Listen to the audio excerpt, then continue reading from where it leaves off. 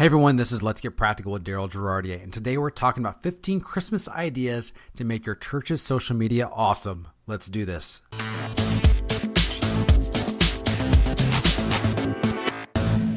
Welcome to Let's Get Practical. This podcast is about church communications from a practical standpoint. It's about what works and what doesn't. It's about helping you cut through all the clutter and noise and getting straight to the point. And today we're getting straight to the point about your social media for Christmas. Christmas is upon us. You may not think it's upon you right now, but trust me, you at this point, if you're listening to this podcast or the day it's released, we're about, give or take, 70, 80, 90 days away from Christmas actually happening. And if you're like me, you're starting to panic because you realize you may not have plans in place. So I've come up with 15 ideas that I think will help you make your social media Christmas stand out amongst everything that's going to be going on and the clutter of all of the social media news feeds that your attendees, members, visitors are going to be seeing as they open up Facebook, Instagram, etc. So I'm going to go through this list 1 through 15, and I've got a bonus idea at the end. So take them for what they're worth. I think there are a lot of really great ideas in here. Some of these I've actually tried and tested out and I think work really well. So here we go. Idea number 1, Christmas Facebook live party. Or Instagram live party for that matter, some sort of live social media video component. And the way you want to do this is you want to use a tool like Be Live or something that lets you have people virtually come into a virtual live room, if you will. And basically you can have talks, discussions, but you think of it like you're hosting a party, but you're doing it online. So it's a party where you get people come in, talk about their favorite holiday traditions, but you make it kind of fun and kind of this festive kind of feel where you've got this basically you're throwing an online Christmas party, but you're doing it via Facebook, via Instagram, but you're doing it live. And so just kind of make it like a build up to a big event, but the whole thing is going to be live in some sort of online digital space. I recommend Facebook Live, or you can do Instagram as live as well. There's some really good Facebook Live tools that will let you kind of do some of those things. Be Live is probably, I think, the easiest one to use. But it'll allow you to kind of make it feel like a family feel in regards to like bringing various staff in. And you can do this, by the way, at night, during the day, whatever you want, but host a quote unquote virtual Christmas live party via one of your social media channels. Idea number 2, do a holiday or / Christmas Instagram takeover. And what I mean by that is that you've probably heard of Instagram takeovers before. Instagram takeovers are where you give somebody your Instagram credentials. And what you do in regards to that is that you basically are letting somebody post stories all throughout the day, kind of giving their viewpoint of their life. So like you gave it to a student minister, and student minister posts a day in the life of a student minister or day in the life of a children's minister, etc. This time I want you to find a way to make it Christmas themed. So that could be like a day in the life of decorating the entire church for Christmas, or the day in the life of preparing for a Christmas concert, or whatever it is that is a tradition around your church. Do an entire Instagram takeover day where you give your account to some sort of volunteer, some sort of minister, but it's Christmas themed. Number 3, help for the holidays. Now, what I mean by this is find ways to give people practical help ideas for the holidays, especially the young adults who are maybe becoming an adult for the first time in terms of like living on their own. And they just don't know how basic holiday things like how do you assemble a Christmas tree? How do you put up Christmas lights? How do you bake a fruitcake? Whatever Christmas traditions are your common in your community, in your region, what if you did some simple, easy how-to videos that don't necessarily have to be gospel-related in the sense of like, presenting the gospel in the videos, but just something simple that kind of serves the community, and especially, again, young adults who maybe for the first time are experiencing Christmas on their own, of, hey, here's just simple how-to videos. Think BuzzFeed. BuzzFeed does a lot of this type of content. Just simple, fun how-to videos. Number 4, find ideas that are great for families.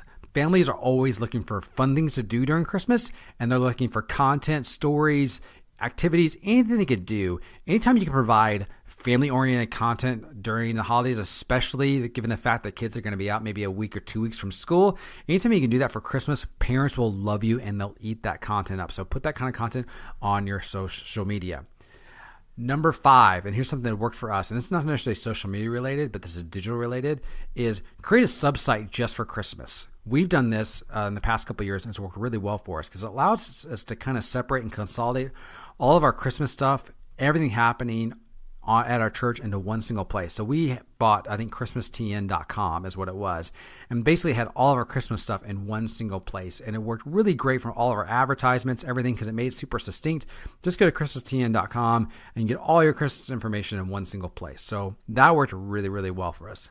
Number 6, family traditions. Anytime you can have your staff or anybody volunteer related share family traditions, people love that content because it's real human stories. So you want the kind of content that revolves around people, and specifically family traditions is always super fun, something to share on your social media around Christmas time. Number 7, we often forget about the new year.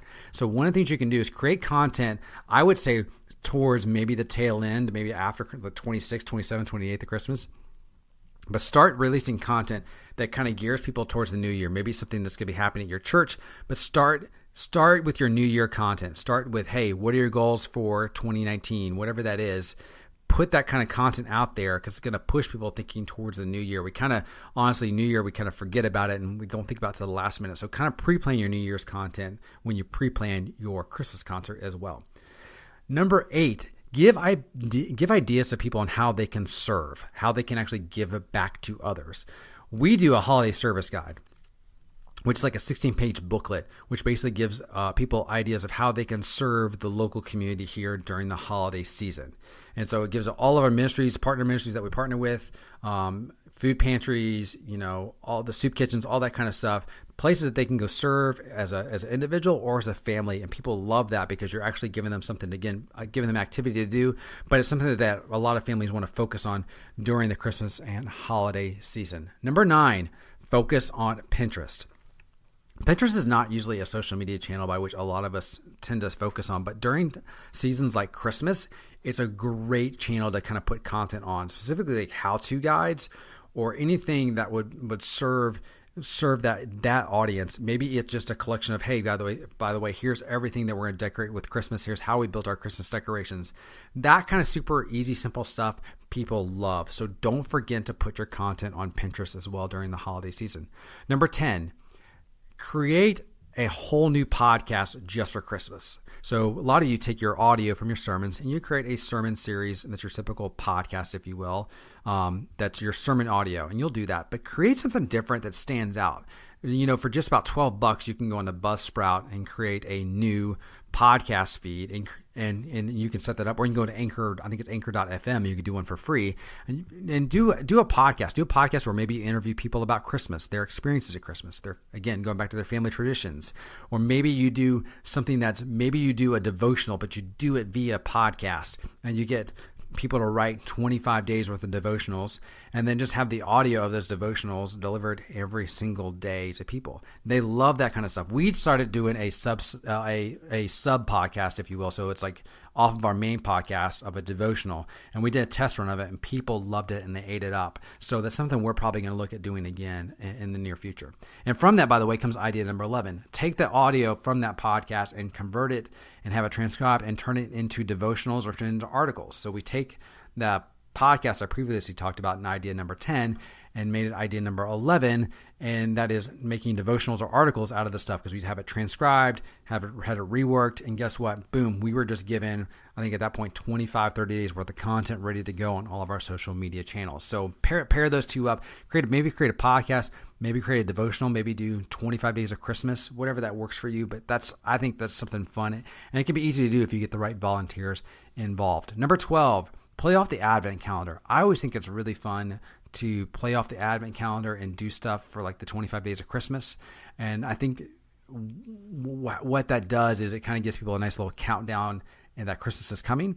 What we've done in the past is we've done basically list blog articles counting down to Christmas. So it's like 25 ways you can do this, 24 ways you can do X, 23 reasons why this, 22, and you get it, and you all the way down to number 1, which was obviously reflected on Jesus when we got down to Christmas Day.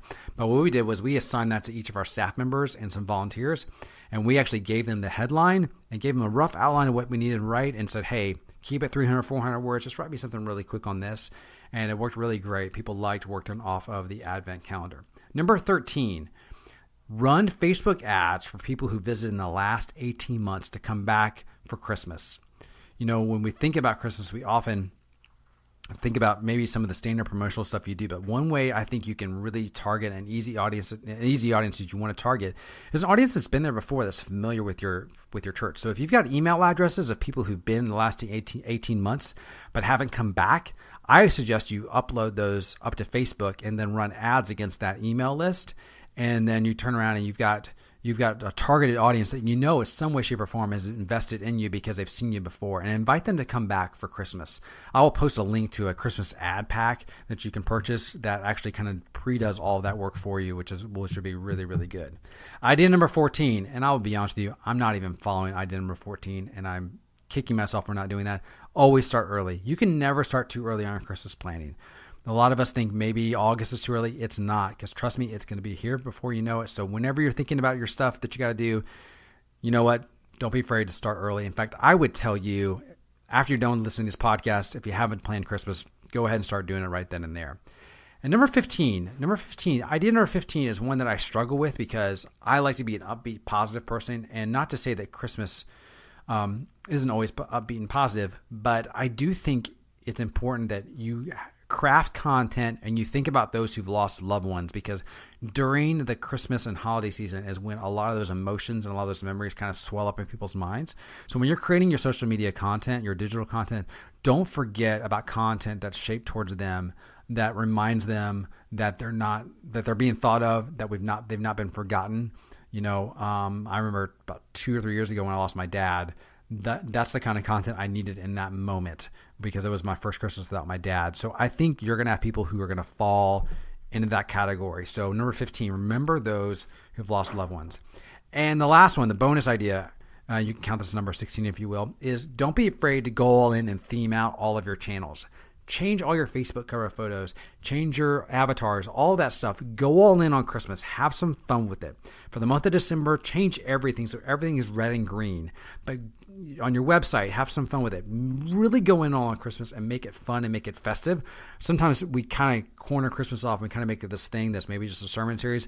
I encourage you to kind of go all in and really get into Christmas and get into the spirit and the season of it, because I think when you do that visually, I think your people embrace that.